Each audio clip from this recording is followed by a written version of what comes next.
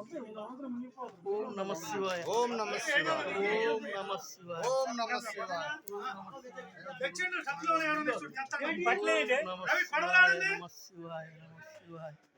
చూస్తున్నారు కదా, ఇది రాయిగూడెం అంటే కోతులకొండ అంటారు పూర్వం.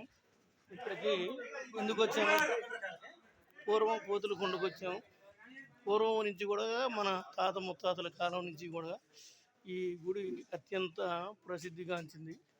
ఇక్కడ ఇప్పుడు వచ్చిన ఈ ముఖ్య ఉద్దేశం ఏంటంటే, మా గ్రామంలో వాళ్ళు పూర్వనప్పుడు వచ్చి మా తాత ముత్తాతల దగ్గర నుంచి వాన పడట్లేదని స్వామివారి దర్శనం చేసి జలాభిషేకం చేస్తాం. చూశారు కదా, శివుడికి ఆ బిందులు చూశారు కదా, మొత్తం కూడా తీసుకొచ్చి జలాభిషేకం చేస్తాం అన్నమాట.